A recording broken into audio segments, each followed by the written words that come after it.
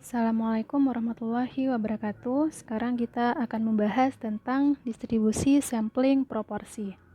Distribusi sampling proporsi adalah distribusi dari proporsi atau persentase yang diperoleh dari semua sampel sama besar yang mungkin dari suatu populasi. Distribusi sampling proporsi ini digunakan untuk mengetahui persentase atau perbandingan antara dua hal yang saling berkomplemen atau saling bertolak belakang. Contohnya persentase antara perokok dengan bukan perokok. Proporsi untuk populasi dinyatakan dengan P besar, yaitu X per N besar. Sementara proporsi untuk sampel dinyatakan dengan P kecil atau X per N kecil. Nah, untuk lebih jelas misalkan kita ingin melihat proporsi dari sekelompok orang yang merupakan perokok dengan bukan. Misal dari tiga sampel atau dari 6, jika populasinya ada 6 orang, di mana di antara 6 orang ini 3 perokok dan 3 orang bukan perokok. Nah, kita ambil sampel 3 orang yang kita akan menghitung proporsi dari perokok dari 3 orang sampel yang terambil ini. Ada berapa kemungkinan yang mungkin terpilih? Yang pertama, jika yang terambil ketiga orang sampel ini adalah perokok semua, berarti X-nya 3. Berarti 3 per jumlah sampelnya 3, berarti proporsinya adalah 1. Kemungkinan yang kedua, jika yang terpilih perokoknya 2 orang dan yang bukan perokoknya 1 orang, otomatis X-nya 2 per jumlah sampelnya 3, berarti proporsi jika terpilih 2 perokok dan 1 bukan itu adalah 2 per 3. Kemudian kemungkinan yang lain, jika perokoknya 1 orang, berarti proporsinya itu 1 per 3. Dan yang terakhir, jika perokoknya tidak ada atau semuanya terpilih bukan perokok, berarti di sini proporsinya 0 per 3 atau 0. Nah, kita lanjut. Pada distribusi sampling proporsi, berlaku hal-hal berikut ini. Yang pertama, untuk pengambilan sampel dengan pengembalian atau jika ukuran populasinya besar dibandingkan ukuran sampel, yaitu di mana N kecil dibagi N besar, kecil sama dengan 5%.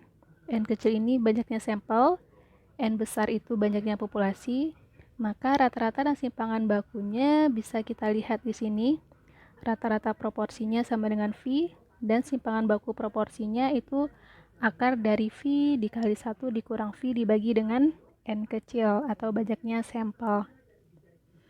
Untuk pengambilan sampel tanpa pengembalian atau jika ukuran populasinya kecil dibandingkan dengan ukuran sampel, yaitu N dibagi N besar lebih besar dari 5%, rata-rata dan simpangan bakunya bisa kita lihat, yaitu mu rata-rata proporsinya atau mu P-nya V, dan simpangan baku proporsinya sama saja dengan yang tadi, tinggal dikalikan dengan akar N dikurang N kecil dibagi dengan N besar dikurang 1. Kemudian daftar distribusi normal untuk distribusi sampling proporsi dapat ditentukan dengan rumus Z, yaitu P atau proporsi sampel dikurang dengan rata-rata proporsinya dibagi dengan simpangan baku proporsinya. Nah, ada keterangan jika nilai V dari populasi tidak diketahui, dalam hal ini V-nya dianggap sama dengan 0,5, yaitu nilai V dikali 1 dikurang V-nya yang maksimum. Kita lihat contoh. Sebuah toko kue mencatat bahwa pembelian dilakukan oleh 20% pelanggan yang memasuki tokonya. Berarti ini merupakan rata-rata proporsi atau dilambangkan dengan V. Suatu hari terdapat 100 orang pelanggan memasuki toko, berarti ini sampelnya. Hitunglah peluang pelanggan yang membeli kurang dari 15%. Berarti peluang proporsi pelanggan yang membeli tadi kurang dari 15%, berarti peluang P kecil kurang dari atau kecil dari 15%. Nah, ini dia diketahui peluang proporsinya kecil dari 15% itu bisa juga kita tulis peluang proporsinya kecil dari 0,15. Nah, di sini kita lihat rata-rata proporsinya atau V-nya itu 20%, atau bisa kita ubah menjadi 0,2. Kemudian simpangan baku dari proporsinya tinggal kita substitusi ke rumus, kita peroleh simpangan bakunya 0,02982, sehingga bisa kita substitusikan ke rumus Z. Rumus Z, P-nya itu ini, karena kita ingin menghitung peluang proporsi yang kecil dari 0,15, berarti P-nya 0,15 dikurang rata-rata proporsinya atau 0,2 dibagi dengan simpangan baku proporsinya. Hasil yang kita peroleh Z-nya itu min 1,68. Nah, dengan menggunakan tabel distribusi normal atau distribusi Z, bisa kita tentukan nilai peluangnya itu adalah 0,0465. Jadi di antara 180 pelanggan yang memasuki toko, peluang proporsi pelanggan yang membeli kue kurang dari 15% adalah 0,0465, atau bisa juga kita tulis 4,65%. Kita lanjut, jenis distribusi sampling yang ketiga adalah distribusi sampling selisih rata-rata. Kita lihat dalilnya. Jika sampel bebas berukuran N1 dan N2 diambil secara acak dari dua populasi, baik diskret maupun kontinu, masing-masing memiliki rata-rata mu1 dan mu2 dengan ragam atau variansnya sigma 1 kuadrat dan sigma 2 kuadrat, maka distribusi sampel dari selisih rata-rata, yaitu X1 bar dikurang X2 bar, berdistribusi mendekati normal dengan rata-rata dan ragamnya bisa kita hitung seperti ini. Nah, untuk rumus Z-nya itu adalah selisih dari rata-ratanya dikurang selisih dari rata-rata populasi mu1 dikurang mu2 dibagi dengan simpangan bakunya. Nah, kita lihat contoh. Rata-rata pendapatan manajer dan karyawan biasa per hari masing-masing adalah 50.000 dengan simpangan baku 15.000 dan 12.000 dengan simpangan baku 1.000.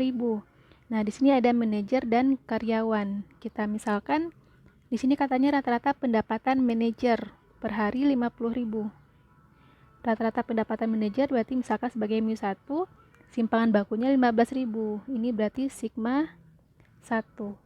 Kemudian untuk karyawan biasa, pendapatan rata-ratanya per hari adalah 12.000. Ini sebagai mu2, simpangan bakunya 1.000. Ini berarti sebagai sigma 2. Jika diambil sampel acak manajer sebanyak 40 orang, ini berarti N1, dan karyawan sebanyak 150 orang, ini N2, tentukanlah yang pertama beda rata-rata pendapatan sampel, kemudian simpangan baku rata-rata pendapatan sampel, terakhir peluang beda rata-rata pendapatan manajer dan karyawan lebih dari 35.000. Kita lihat ini diketahui.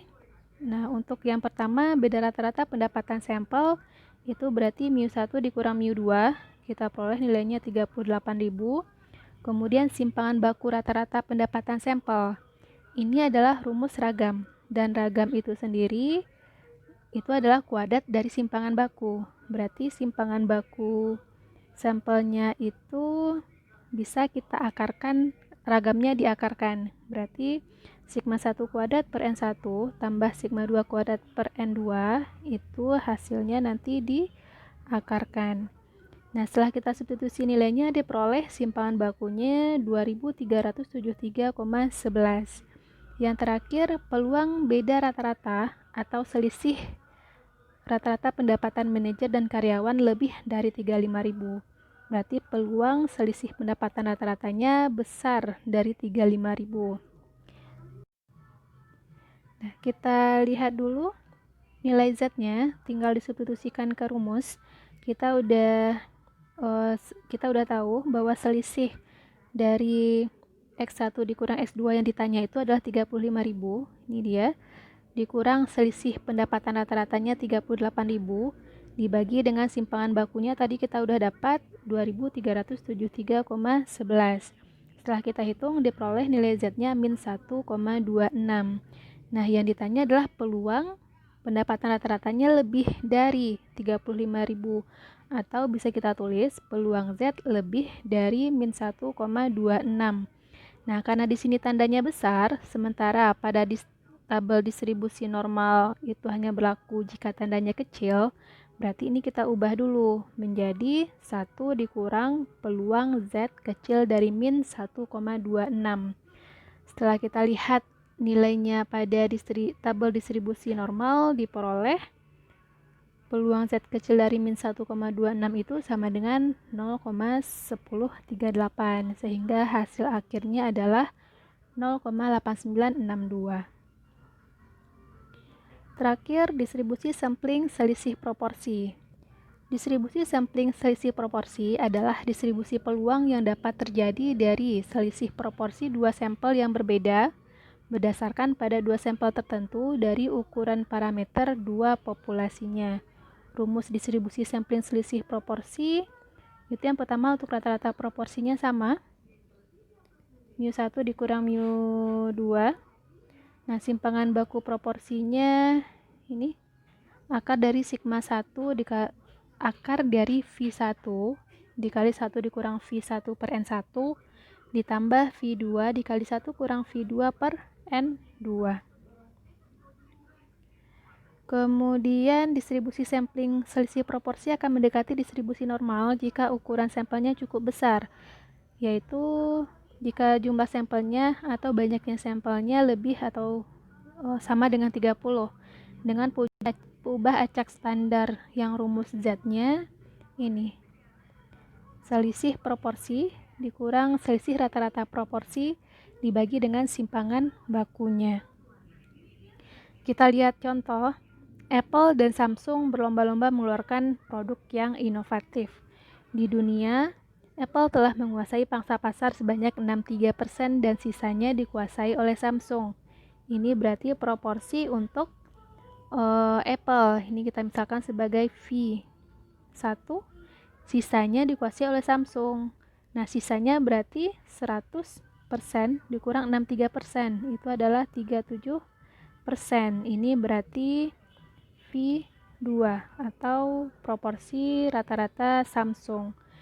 Jika diambil sampel pangsa pasar dari 50 negara untuk memastikan pangsa pasar Samsung itu tadi yang kedua, berarti ini adalah N2. Kemudian dan 60 negara untuk memastikan pangsa pasar Apple, ini berarti N1. Hitunglah peluang bahwa pangsa pasar Apple dan Samsung akan berbeda antara 10% sampai 19%. Ini berarti selisih proporsinya. Nah, kita lihat ini dia. Yang ditanya adalah peluang selisih proporsinya itu berada antara 10% sampai 19% atau antara 0,1 sampai 0,19. Nah, di sini bisa kita hitung rata-rata proporsinya, tinggal dikurangkan V1 dikurang V2 itu 0,26. Simpangan baku tinggal substitusi ke rumus simpangan bakunya, kita peroleh 0,092. Kemudian substitusi ke rumus Z. Karena tadi ada interval, berarti akan ada dua buah nilai Z. Yang pertama, jika selisih proporsinya itu 0,1. Yang ini ya, 0,1 berarti P1 dikurang P2-nya 0,1 dikurang selisih rata-rata proporsinya 0,26 dibagi dengan simpangan bakunya 0,092. Kita peroleh Z1-nya min 1,74. Kemudian dengan rumus yang sama, kita cari Z2-nya dengan selisih proporsinya 0,19. Ini dia. Dikurang, ini sama, simpangan bakunya juga sama, sehingga diperoleh Z2-nya min 0,76. Nah, sehingga peluang selisih proporsi antara Apple dan Samsung itu berada antara 10% sampai 19%. Bisa kita tulis seperti ini. Dan karena dia berada pada interval, berarti kita pecah dulu. Ini nilainya sama saja dengan peluang selisih proporsi yang kecil dari 0,19 dikurang peluang selisih proporsinya kecil dari 0,1. Nah, ini 0,19 tadi kita misalkan sebagai Z2. Yang 0,1 kita misalkan sebagai Z1. Setelah kita hitung tadi kita peroleh Z2-nya min 0,76. Ini dia. Yang Z1-nya min 1,74. Setelah kita gunakan bantuan tabel distribusi normal, diperoleh nilai peluangnya 0,2236 dan min 0,0409. Sehingga hasil akhirnya adalah 0,1827. Jadi peluang pangsa pasar Apple dan Samsung akan berada antara 10% sampai 19%, itu sebesar 0,1827 atau 18,27%.